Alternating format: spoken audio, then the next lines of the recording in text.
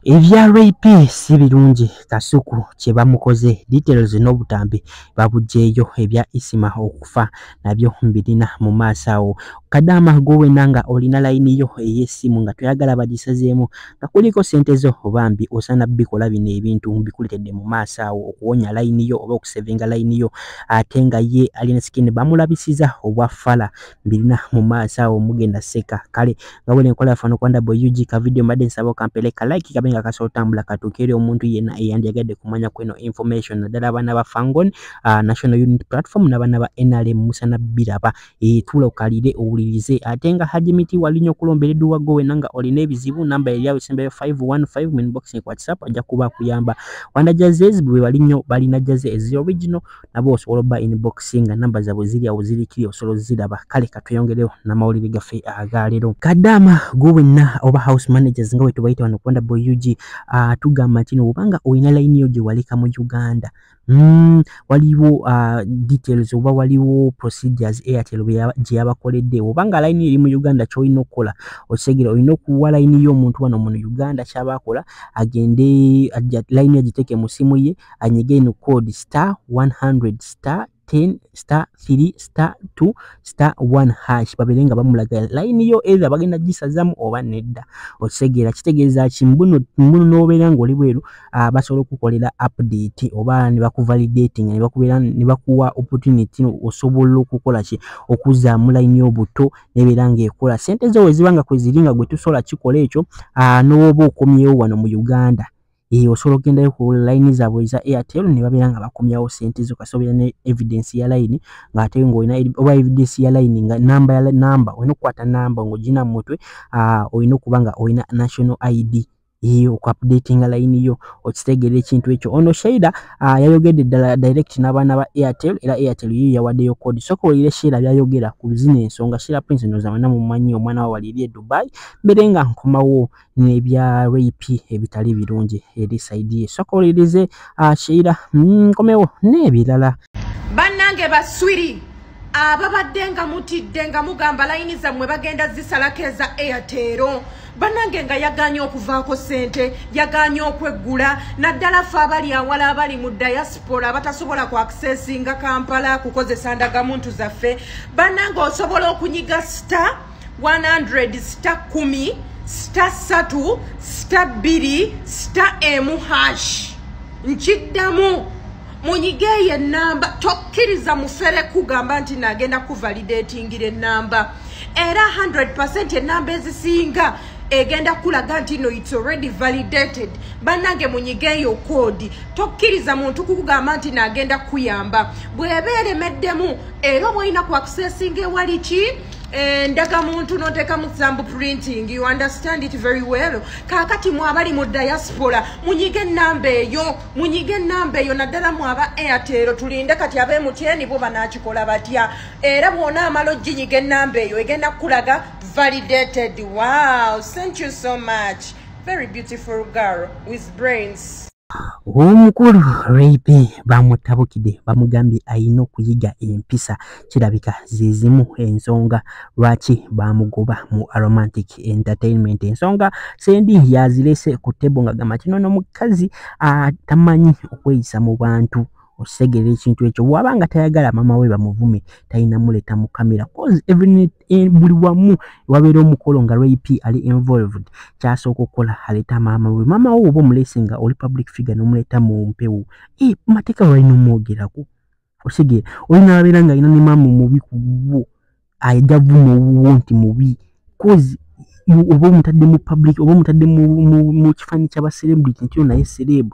osegere kachawa zino wetuba tubala mama wa Ray P asinga baserebu bangi nnyo kubeera nga bamanyikibwa kozi lwaki tino yamuteeka mu kamera osegere bagamba nti obanga toyagala bamwogereko mujje mu kamera soko olirize zino ensonga za Ssendi naye bambi nawe bamukubyemu osegere kozi bagambyemu awo mbuno ya predicting okufa kwa Isma All Access mujukira bulungi tino yavayo nagamba kino Isma waliddamu okuvuma omuzadde w'omuntu yenna ajja kubanga afa ate Isma we yamala okuvuma oli omule musajja gwe bakuba masasi oli minister oloza teyakola ki teyafa doza mujukira bulungi ensonga yasobola okuba nga azipredictinga Osegere ekintu ekyo soka olirize Ssendi byalina okwogera ku ezo ensonga mbere nga nkomawo n'ebya Alien Skin okubeera omudongo.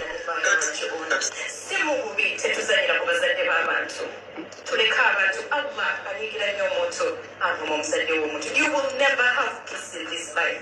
If you ever attack any person's parent, you will never. Now I took the one you will never have peace in this life. Ekyokulumba abazadde nange sikiwagira. But yeah, poza naye mbe yamwogedde. Yayogedde erinnya lye. Ayogedde na. Nina kyenjagala obbagamba.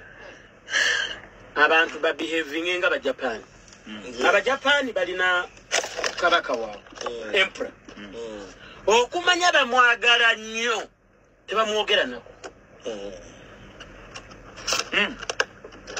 Oyo omwana oyo asaana afuna empisa.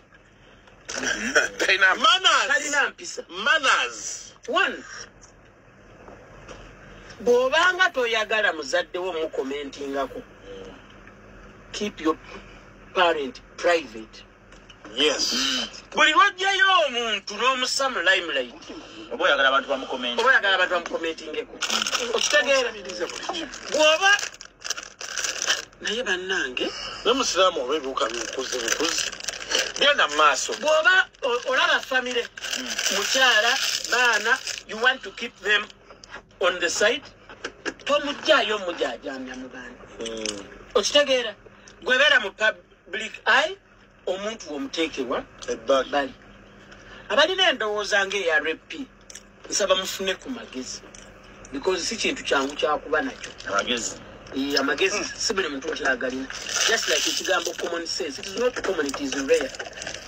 And whoever has it spends a lot of time fighting with those who don't have it. Osangolinga amagezi amatono alina mangi nnyo.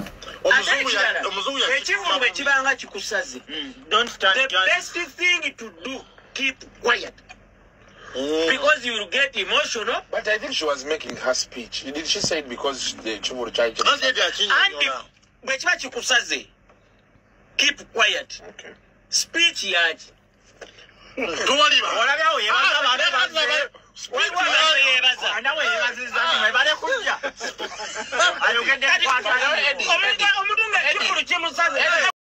Alien Skin bavuddeyo ne balaga obudongo bwe yavuddeyo n'ayolesa olunaku lubadde olwa wiiki ewedde. Alien Skin yakola interview n'agamba nti no mukomera tebakkiriza mu ssente ate z'ensonga nfu nnyo nga w'okiwulira. Ekkomera ya Uganda nga wemukimanyi wabeerawo zikantiini ffe be baasibako mu struggle tuba tuyitegeera ekintu ng'ekyo kitegeera osobola n'akawunti osobola musibe naye ng'olina akawunti yo nga bwe bakukyalira osobola ne ssente osobola ne ku akawunti yo ne bagunobera n'akakadde kamu okitegera osobola nga kale ebintu bingi ebibeerayo osobola ogamba nti nze nsasudde kantiini bino buli lunaku bampa ssente ze bampa osobola okukola ebintu abantu ne bajja ne babigula ku vidiyo era nga vidi okitegera abantu abazze kukyalira ne babigula ssente ezo ne baziteeka mu kantiini ne baziteeka mu mannya go so that olunaku lw'oliba ng'ovaayo ne bazikuwa soka olirize njono Gaddafi ku zino ensonga mbere nga nkomawo n'ebirala okitegeera ekintu ng'ekyo. Ssente tezikkirizibwa mu kkomera munda kyokka ate mu ebiseera ebisinga sagala kulaba muntu nga wabya abantu ng'ate agezaako bakakasa nti kyayogedde kyekituufu era kyekisembayo. Kati nze bwe mba mmanyi ekituufu njagala nnyo mpa abantu ekituufu kuba mubaamu embeera gyogerako nga buli muntu asobola ogisisinkana obaani ng'osobola ogiyitamu. So twetaaga tuwa abantu ekituufu bwe kirina okubeera. So si bakakasa kikyamu ogezeeko balaga nti kyekituufu. Ekisookera ddala ogambye mu kkomera tebakkirizayo ssente. Ekkomera likkiriza ssente. Kuba bonna agamba nti mu kkomera tebakkirizayo ssente ojja kulemesa bakyali baffe abagenda okulaba abasibe busobola n'okukera nga eggooli mu kkomera. Ojja kulemesa abantu okujja ne ssente okuzikulekera kuba okibatadde mu bwongo nti mu kkomera tebakkirizayo ki ssente.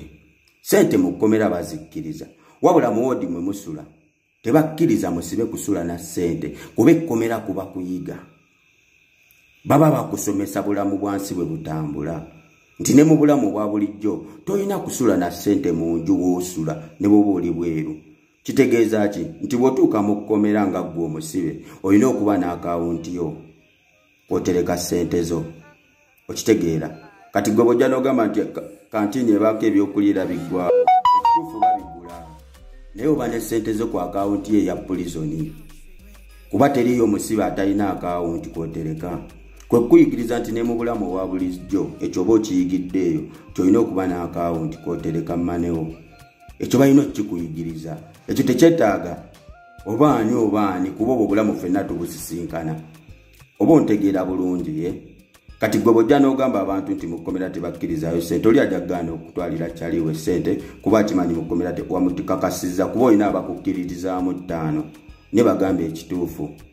Bw'otuuka mu kkomera mu bboma mw'osula tebakukkiriza kuyingirayo na ssente ekituufu bwe kirina okuba.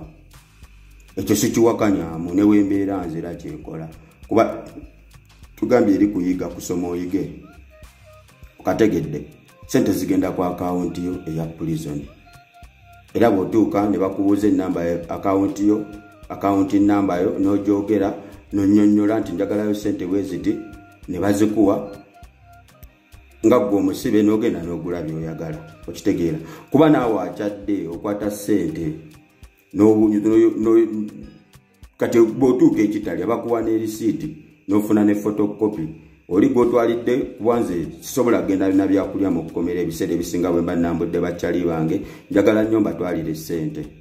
Okitegeera oteekayo wali n'ateeka ku akawunti ye ssente ze ne zibeera ku akawunti. Kikuyigiriza ne mu bulamu obwa bulijjo boyi kyolina okuba n'akawunti kw'otereka ssente zo ezo oba okitegedde ti ssente tetusula nazo mu nju.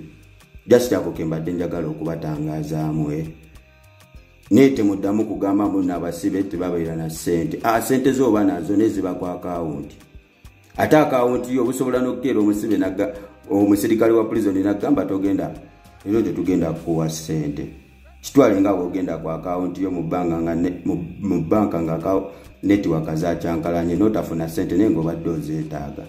Eri kuba kusoma. Ne kati bw'oba ondaga nti wagendayo ng'ate tewayiga bulungi kitegeeza weetaaga kuddamu kusiba n'ebyo obiyige. Kuba bw'ogamba nti osiki yateekawo kati ate obadde oyagala ani aba akateekawo gwe seviriyani ng'ate osiwaali asobola okubateramu bye mwagala. Ffenno twabeerako ekitalyanga n'ebyo tebiriiwo twabanja bibanje. Okategedde ssebo nga teri kulya olina kulya kawungako ka.